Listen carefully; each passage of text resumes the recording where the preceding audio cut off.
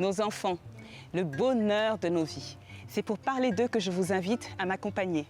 Bienvenue dans les maternelles d'Afrique. Aujourd'hui, aux maternelles d'Afrique, nous irons à votre écoute pour discuter du choix des prénoms. Puis nos enfants de la récré nous diront ce qu'ils mangent chez eux. Dans la rubrique de femmes inspirantes, elles l'ont fait, nous recevons une webzineuse, Ami Kwame. Et enfin, nous terminerons en beauté avec le papaye carité de notre célébrité, Stéphane Zabavi. Mais pour commencer, nous allons répondre à vos questions sur l'alimentation des enfants dans notre rubrique Miam Miam.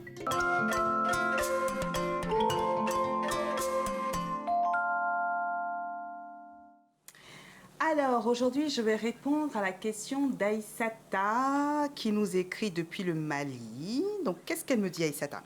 Alors, je me ruine en petits pots et plats cuisinés du commerce pour ma fille de 2 ans. Une amie m'a conseillé de lui donner des céréales et notamment du fonio, mais je ne sais pas en quelle quantité et comment lui en donner. As-tu une astuce? Là, Aïssata, déjà, moi, ça me fait plaisir. Ça me fait plaisir que vous posiez des questions sur les céréales de chez nous. Toujours, hein, je me répète, mais toujours, je vais toujours vous recommander de consommer local. Donc, le fonio, comme le mil ou le tapioca, ce sont des céréales qui font vraiment partie de notre alimentation de base.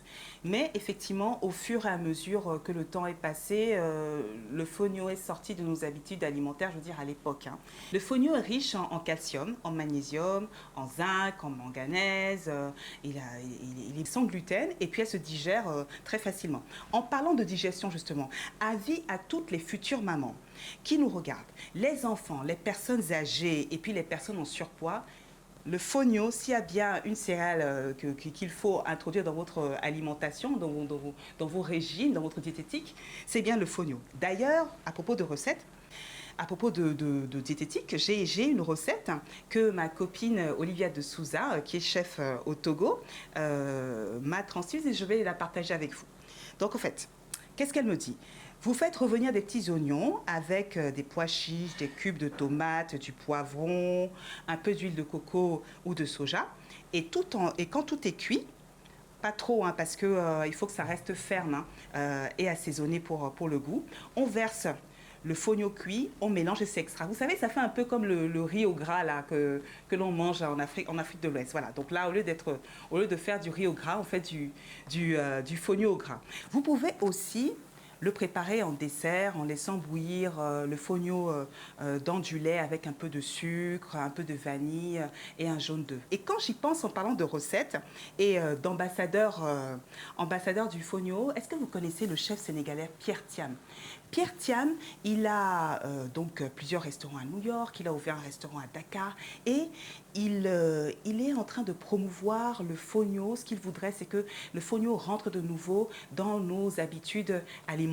Alors, Pierre, je vous lance un défi de venir nous visiter aux maternelles d'Afrique. Venez nous préparer, nous concocter une de vos superbes recettes dans la cuisine des maternelles d'Afrique. Je pense que ça fera beaucoup plaisir à l'équipe. J'espère, Aïssata, que j'ai répondu à vos questions. Si vous, parents, grands-parents qui regardez l'émission sur TV5 Monde, si vous avez des recettes à partager, n'hésitez pas à le faire pour que les autres parents puissent en profiter. Et puis, si vous aussi, vous avez des questions auxquelles vous souhaitez que je réponde, eh bien, vous les postez sur la page Facebook des Maternelles d'Afrique.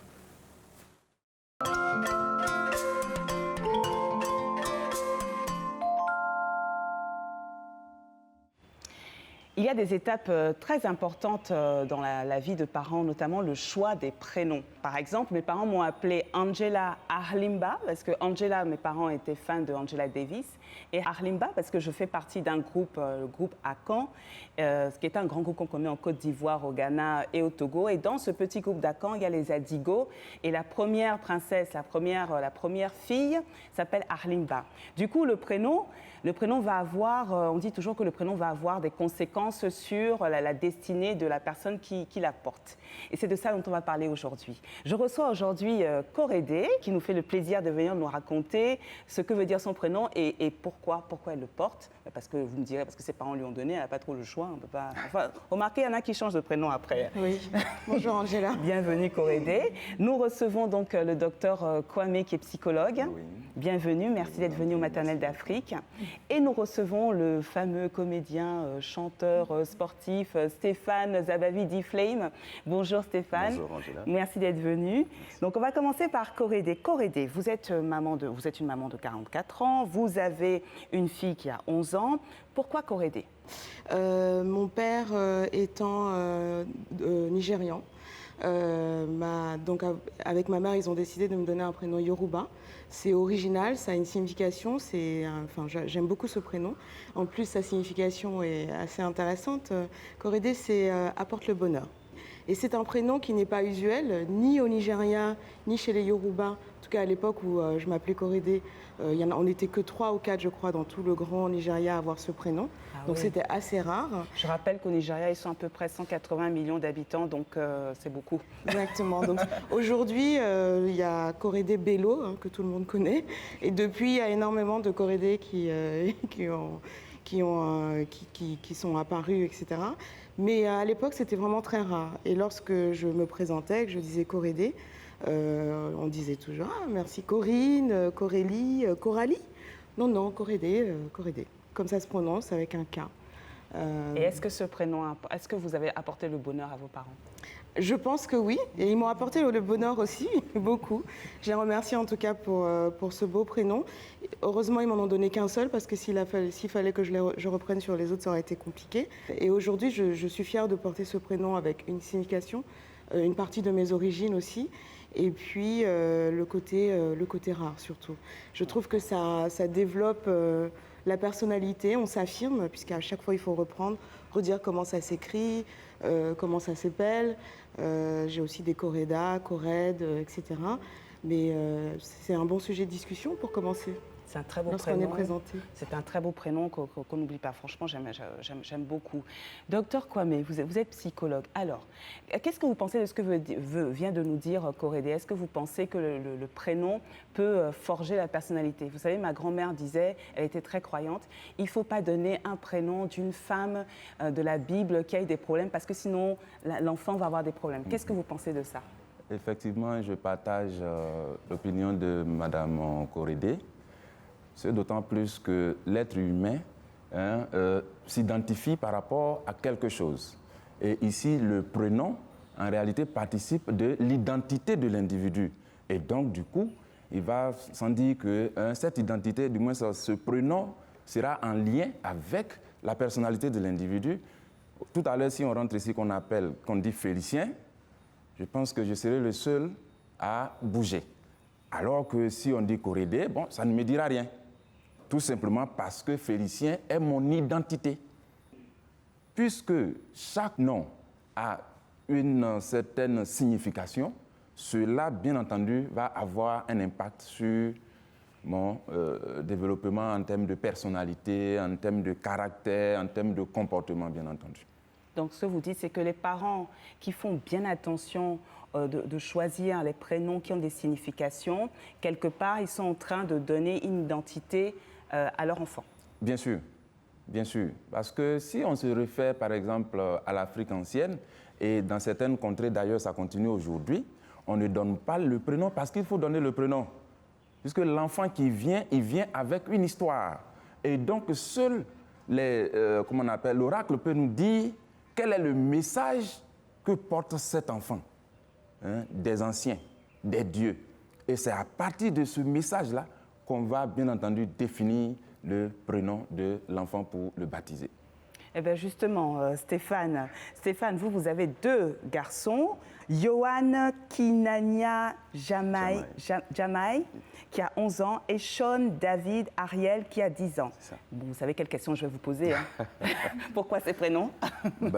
Déjà, parce que c'est des prénoms que j'aime. J'aimais la sonorité des prénoms. Et de 2, ce sont des prénoms bibliques qui viennent de l'hébreu. Et étant croyant, et de ceux qui pensent que justement donner un prénom à un enfant, c'est lui tracer une destinée. Parce que chaque fois qu'on prononcera le nom de cet enfant, c'est un peu une parole qu'on déclare sur la vie de cet enfant. Donc c'est dans cette optique-là que ces prénoms ont été choisis. Yohan Kinania Jamaï et Sean David Ariel, qui sont des prénoms bibliques. Voilà. Alors justement, les significations, moi j'ai besoin de savoir. Alors, Yohan et Sean, c'est Jean, en fait, mais dans différentes langues. D'accord. Donc, Jean, c'est tout ce que Jean, c'était le disciple le plus aimé du Seigneur. Voilà. Donc, c'est dans cette optique-là que j'ai choisi Sean et Yohan pour que ça fasse différent. Et Jamai, c'est celui que Dieu a établi. Voilà, c'est ce que ça signifie, celui que Dieu a établi. Donc, c'est dans l'optique de marquer la supériorité de Yohan parmi les autres, l'affirmer dans la vie. Voilà. Donc, Et Kinania. Kinania, c'est en rapport avec la musique. Je suis musicien. Oui. Donc, Kinania, c'était le nom du chef des chantres de David, du roi D'accord. David. Donc, ça parle de mélodie, ça parle de douceur, ça Oui. parle de poésie, voilà.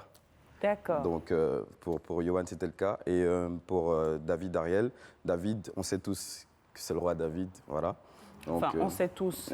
Bon, pas forcément. Hein. donc voilà, ben, en tout cas, David, ça parle de la royauté, ça Oui. parle de la supériorité et tout. Et Ariel, c'est le lion de l'Éternel. Ok. C'est ce que ça veut dire, en fait. Donc, Alors maintenant, vos enfants, donc, ils sont en préadolescence.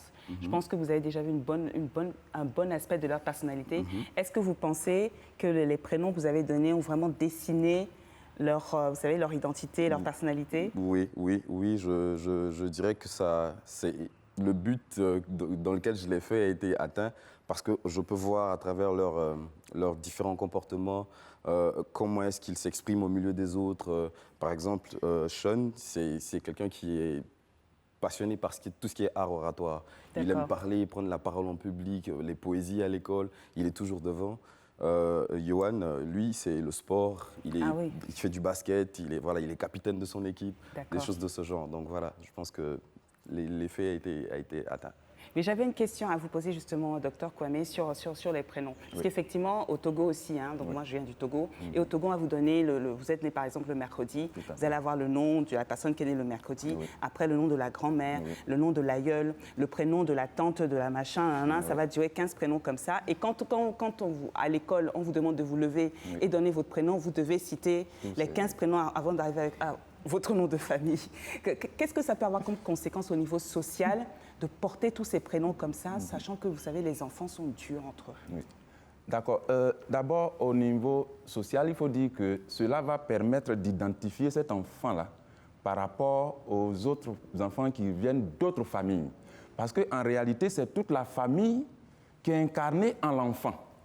À partir de cet enfant, on sait toute sa lignée en quelque sorte, ses ascendants et tout le monde. De sorte que quand on prononce le nom, au Togo, comme vous le dites, on prononce tel nom, on sait que lui, il vient de telle famille. C'est vrai. Ça permet de distinguer, de différencier les enfants. Voilà. Donc au plan social, en réalité, c'est comme si chaque classe, chaque groupe allait s'identifier par rapport justement à ce nom-là. Donc c'est une question de construction de l'identité, non seulement de l'individu, mais aussi une identité sociale. C'est l'héritage de la famille que Bien l'on sûr. porte et que l'on transmet à Bien son sûr. enfant. Et du coup, c'est ce que vous avez fait aussi, Corédé, puisque vous avez choisi un prénom Yoruba pour votre fille. Exactement. Elle s'appelle comment? Donc ma fille, mon mari et moi, on a décidé on a pas mal cherché au niveau des prénoms. Et on s'est tous les deux mis d'accord sur Kémy. Et Kémy était attendue. Et Kémy, c'est je suis comblée. En fait, le prénom complet, c'est Oluwa Kémy. C'est Dieu m'a comblée. Et donc, on l'a raccourci en mettant Kémy. Et c'est pareil, Kémy, c'est comme moi. À chaque fois qu'elle dit Kémy, quand elle se présente, on lui dit Camille. Et elle dit non, c'est Kémy, madame, c'est Kémy. Par rapport aux enfants de son âge, donc elle a 11 ans, donc bon, comment est-ce que les autres réagissent? Est-ce qu'elle vous en parle ou est-ce que bon, elle le vit très bien? Aujourd'hui, je trouve que, un peu comme Stéphane, en fait, il y a beaucoup de parents de notre génération qui ont donné des prénoms originaux ou ethniques, etc. Donc c'est moins rare qu'à notre époque à nous. Donc du coup, c'est plus facile. C'est vrai qu'elle doit reprendre pour que ce soit bien Kémy, mais elle est surtout contente d'avoir un prénom qui ne s'entend pas partout. Oui. Et elle connaît la signification, donc dès qu'elle peut, elle le dit. C'est très bien. C'est très bien. Et elle s'affirme aussi, parce qu'elle ne laisse personne l'appeler différemment. Oui, c'est très bien. Et justement, docteur Kwame, quel conseil vous pourriez donner aux parents ou aux enfants qui ont des prénoms, on va dire, entre guillemets, rares? Bien, le conseil que je vais donner aux parents, c'est qu'en réalité, il ne faut pas choisir un prénom par hasard. Parce que comme je l'ai dit d'entrée de jeu, chaque nom étant composé de lettres, chaque lettre a une influence vibratoire. Et donc la combinaison, effectivement, va traduire l'influence vibratoire de ce nom que devra porter l'enfant. En réalité, l'enfant sera orienté par cette vibration-là. Et donc, il ne faut pas donner n'importe quel nom à son enfant. Est-ce que le nom est en harmonie avec tous les autres éléments? Ça, c'est fondamental. Donc, quand vous dites tous les autres éléments, c'est son environnement social, sa famille... Tout cela. D'accord. Tout cela. Donc, qu'est-ce que vous donnez comme conseil? Par exemple, admettons que je décide d'appeler ma fille Cunégonde. Qui n'est pas un nom facile à porter, pardon, c'est vrai. Donc, elle va sûrement être sujette de moquerie. Oui. Qu'est-ce que vous donneriez comme conseil, justement, pour gérer ces moqueries? Une fois que le prénom est là, on ne peut pas l'enlever. Enfin. Bien sûr. Mais là, vous voyez, et c'est là que les parents, souvent, ils créent certaines difficultés aux enfants. Parce que le parent, il n'a pas tenu compte, en fait, de la réaction de l'environnement social dans lequel va évoluer l'enfant. Et puis, en plus, il faut prendre le temps aussi, comme l'a fait Mme Korele, d'expliquer la signification là, de ce nom à l'enfant, de sorte qu'il soit responsable de ce nom et qu'il pourra le défendre. Mais s'il ne sait pas la signification du nom, et alors en ce moment-là, il va croupir sous le poids des influences, sous le poids des moqueries. Parce que pour lui, il dira que c'est une banalité. Or, s'il sait la signification, bien entendu, il se l'approprie. Bien sûr. Donc, quand on donne les noms, il faut dire à l'enfant pourquoi il s'appelle ceci et pourquoi il ne s'appelle pas cela. Je pense que c'est très, très, très important. Oui. Moi, par exemple, si vous permettez, je vous en prie. Je suis du centre de la Côte d'Ivoire. Oui. Je suis né un mercredi. Oui. Normalement, on devait m'appeler Kwame Kona. D'accord. Mais dans mon acte de naissance, il est inscrit Kwame Kwaku. Félicien. Ça a une signification. Mon père avait fait un premier enfant qui est né un mercredi. Il est décédé. Après, il a fait un deuxième. Il est né un mercredi, qui s'appelait Kona aussi. Il est décédé. Et mes grands frères et grandes sœurs sont nés. Et moi, je reviens, la troisième personne de sa famille à naître un mercredi. Il dit non, non, non. Cette fois-ci, je ne l'appellerai pas Kona. Je l'appelle Kwaku. Ah. Parce que pour lui, sûrement, le Kona a une vibration peut-être qui ne cadre pas avec lui, sa famille. Peut-être que pour lui, bon, que ce nom porte malheur à la famille. Donc, il ne faut plus appeler un enfant Kona. Vous qui connaissez l'histoire, c'est quelque chose que vous portez avec fierté, sans complexe, puisque vous savez pourquoi on ne vous a pas appelé donc, le prénom qu'on donne normalement le mercredi. Bien sûr. D'accord. Bien sûr. Et ça, je suis en parfaite harmonie avec ça. C'est magnifique. Mais écoutez, je suis vraiment ravie de vous avoir reçu. Vraiment, on a appris plein de choses. On pourrait passer des heures sur les prénoms parce que on a de la chance en Afrique subsaharienne d'avoir plusieurs ethnies, plusieurs cultures, donc une variété incroyable de prénoms. Merci beaucoup. Merci Korede d'être venue nous voir. J'espère que vous reviendrez nous voir au Maternelle d'Afrique. Merci Angela. Docteur Kwame, merci pour vos lumières. C'était vraiment très intéressant. On a hâte de vous revoir au Maternelle d'Afrique. Mais je pense qu'on va vous revoir bientôt. Merci beaucoup, chère madame. Et Stéphane, par contre, vous ne nous quittez pas. Je vous garde encore un petit peu parce que vous allez nous donner quelques petites astuces pour nous expliquer comment vous faites pour rester aussi sharp. Il n'y a pas de problème. À tout de suite. Alors, s'il vous plaît, vous aussi, racontez-nous comment vous avez choisi le prénom de votre enfant sur la page Facebook des Maternelles d'Afrique. Mais avant ça, je voudrais vous parler de la rubrique sur les femmes inspirantes. Elles l'ont fait puisque je vais recevoir notre webzineuse Ami Kwame. Mais tout de suite, la récré. En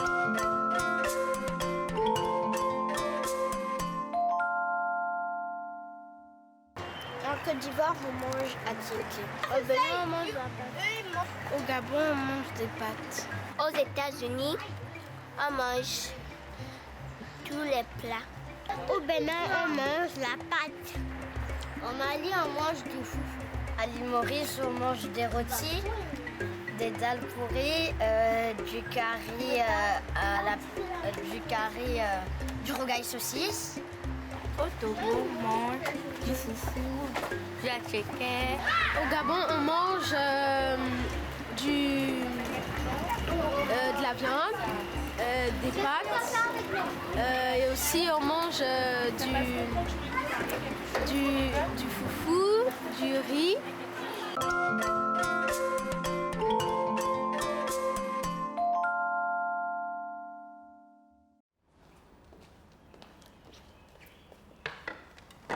Bonjour Ami. Bonjour. Comment ça va? Ça va très bien. Bienvenue au Maternelle d'Afrique. Merci. Je suis tellement contente de vous recevoir.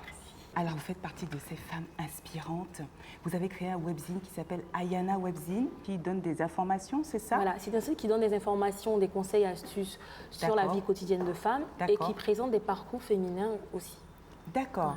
J'ai cru comprendre que vous étiez maman. Oui. Vous avez une petite fille, c'est ça? C'est ça, qui a 6 ans. Elle s'appelle comment? Elle s'appelle Kélia. Ah, ça me fait penser à ma fille, elle a 6 ans aussi. Elle s'appelle Eva, elle me manque. Alors, comment vous faites justement pour gérer votre activité, votre enfant? Parce que j'ai cru comprendre que vous étiez une maman célibataire. Oui. Alors, je sais que toutes les mamans célibataires qui nous regardent et qui ont envie de se lancer dans les projets seront ravies d'avoir des conseils. Comment vous avez fait? Comment vous faites? Le plus gros point, c'est l'organisation. Tout le monde dit ça, donc je pense que maman célibataire ou pas, c'est l'organisation. Ensuite, c'est vrai que c'est important aussi de montrer à l'enfant qu'on assure. Je pense que c'est aussi le challenge. Donc, j'essaie quand même de la mettre dans un cadre qui lui rappelle qu'elle est quand même si elle n'a pas papa à côté, elle est dans le cadre familial qu'il faut. Donc, on a notre routine, on a des choses qu'on fait ensemble. Alors, justement, le matin, par exemple, ça se passe comment à la maison? Ah, le matin, par contre, je ne suis pas la meilleure maman pour ça, parce que le matin, on se lève tôt.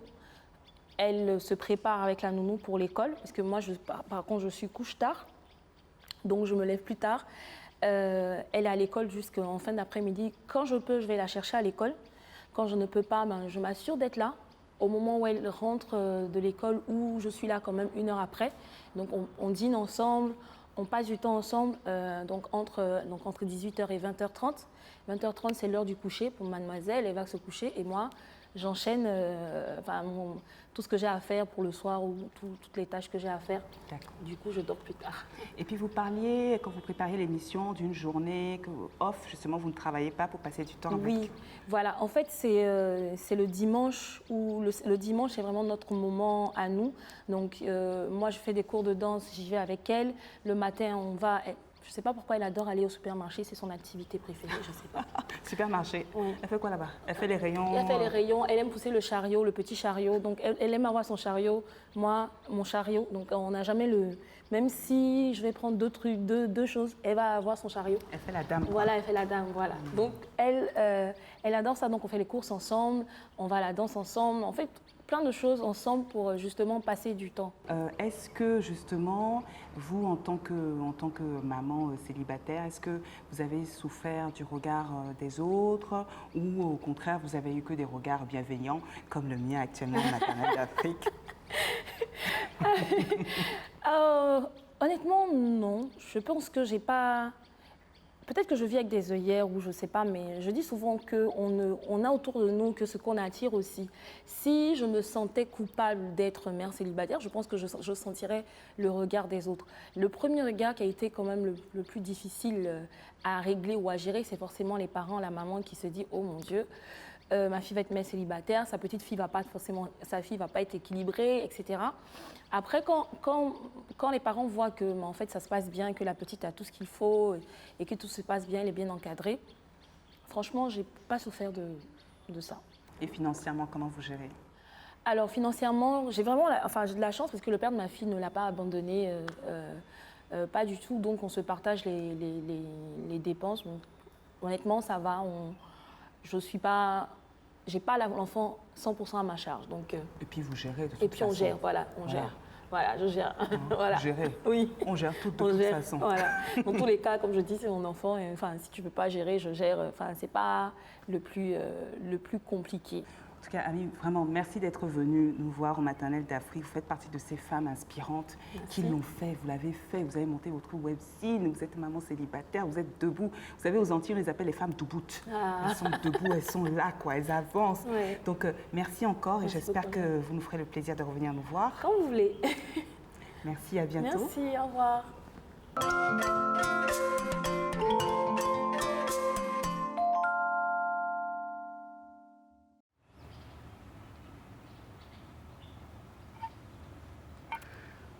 Vous savez ce que je suis en train de faire là, Stéphane? Bah non, je me pose la question. Je fais du sport. Drôle de manière de faire du sport. Oui, mais attendez, ça fait travailler le bras, ça fait travailler, c'est quoi ça, les biceps. Les biceps. C'est la meilleure activité sportive que j'ai trouvée. Ça. Alors, racontez-moi, qu'est-ce que vous pratiquez comme sport? Alors, c'est un gros mélange, hein, c'est un Oui. gros mélange. Donc, je fais de la boxe thaïlandaise, D'accord. je fais de la natation, D'accord. et puis beaucoup de cardio aussi, de la gym, voilà, et de l'haltérophilie. Et vous disiez justement que votre santé, c'est aussi parce que vous dormez beaucoup et vous buvez beaucoup d'eau. Oui, c'est important, c'est très très important. Il faut dormir beaucoup et boire beaucoup d'eau pour faciliter la circulation et essayer d'éliminer tout ce qui est toxines. Et puis, je privilégie aussi le thé vert, Oui, qui est un bon draineur. c'est Et vrai. qui a beaucoup d'antioxydants. Tout à Voilà, fait. donc c'est ce que je fais. Bon, eh ben, je vais reprendre mon sport. Hein. Merci Stéphane. Pas de quoi. Merci bien. Où Pas est-ce de qu'on quoi. peut vous voir? On peut vous entendre chanter, vous regarder? Alors on peut me voir dans l'Interprète 2. D'accord. Voilà. Très bien. Eh bien, écoutez, Stéphane, merci beaucoup Mais- pour vos conseils. Donc, je retiens boire beaucoup d'eau, dormir et du sport. C'est exact, c'est la combinaison gagnante. Eh bien, revenez nous voir quand vous le souhaitez au Maternelle d'Afrique. Merci de m'avoir reçu. Et puis, à bientôt. À bientôt. Alors, il est temps de nous quitter pour aujourd'hui. Et vous aussi, s'il vous plaît, confiez-nous vos conseils, vos astuces beauté, bien-être et forme sur la page Facebook des Maternelles d'Afrique. À bientôt.